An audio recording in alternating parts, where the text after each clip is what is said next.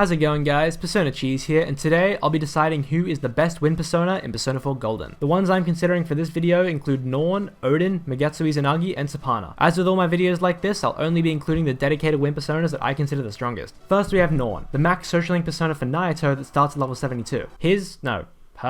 Its affinities are slightly above average compared to the other personas in this video, with 1 resistance, 1 weakness, and 1 drain, and its stats are around the same level. Good, but not great. Its endurance is especially low as well. As for moves, Norn has a little bit of everything. The standard Garudyne and Magarudyne, Auto Masuku, which is probably one of its best moves, Invigorate 3, which is worthless unless SP is scarce, Insta-Heal is always nice to have, and Debilitate is amazing against bosses, easily the best move Norn can learn, and hard to come by too. So moves are definitely Norn's strong point, purely for Insta-Heal and Debilitate, but kind of its only strong point. I'd say it's somewhere in the middle. Next up is Odin, starting at level 74. Odin is unlocked by maxing Kanji social link and has the best affinities of the 4. 1 weakness, but a null and a drain to make up for it. His stats aren't the best, but his magic, one of the most important ones, is especially high. On top of that, his moves make up for it plenty. Well, not so much Zeodyne and Muzzyudyne and Regenerate 3 in my opinion, but definitely Mind Charge, Wind Damp, and Panta Ray, severe wind damage to one foe. Panta Ray is kinda finicky, since the 48 SP cost is way too much unless you have either Spellmaster or Victory Cry, neither of which are very easy to get. Or you can use SP items, but if you're in a boss, that'll take up valuable turns. Wind Damp and Mind Charge though are must-have moves, and they make up for him not learning Garudyne to a degree. Magatsu-Izanagi is a weird one. He starts at level 77 and is unlocked by maxing Adachi's social link. He has no weaknesses and 2 nulls, which sounds amazing, but they're light and dark, the 2 least helpful things to null, unless you're fighting the Reaper. His stats definitely make up for it though. They're some of the best base stats you can find in this game. His moves are kinda gimmicky. He has Atom Smasher, which is medium damage twice, but not that good at this point, but it has a chance of fear, which you can follow up with Ghastly Wail, insta-killing any enemy afflicted with fear. I personally don't like this combo that much, but either way, I won't be including it in my decision because it's related to physical damage. Apart from that, he has Vorpal Blade, Muzzyudyne, Power Charge, and Megadolion, which I also won't be including, and Magarudyne, which is why I'm talking about him. But he doesn't learn Wind Damp or regular Garudyne. The only other move he learns is Heat Riser, which I never really use over the buffs that affect your whole party, but it can still be really useful for buffing up the main character, since he's the most important to protect and has the highest potential damage output. Considering all his moves that are related to other types of damage and his lack of Garudyne or Wind Damp though, you might be wondering why I'm even mentioning him, to which I say, his stats are amazing and he has no weaknesses. And if you're finding this video interesting or helpful, please feel free to click the like button. And finally, we have Suparna. He starts at level 77 and his affinities are the worst of the 4. He has 1 weakness and 1 null, which, yeah, it's not very good. As for his stats, they're actually pretty good. His strength is nice, not that it really helps for a wind persona. He has good magic and agility. His endurance is actually better than Norn and Odin's, and his luck is not great, but it doesn't matter all that much. His moves though are kinda us. He starts with Garudyne and learns Magarudyne and Wind Damp, so he's got the basic wind requisites down, but all his other moves are, let's say, interesting. He has Makajam, which I never really use elements, and even if I did, I want to use one that inflicts on all foes and Makajam doesn't. He learns Electric Amp, even though he doesn't start with or learn any electric moves unless you give him some by inheritance or skill cards, and he learns Evade Ice plus Evade Fire. I guess those moves are useful, sort of, especially combined with Suparna's high agility, but there are plenty of better moves out there at this point. But he's not all bad. He has the requisite wind attacks and Wind Damp as well as some good, well-balanced stats. That being said though, I think you can tell by now that he's not my favorite. So,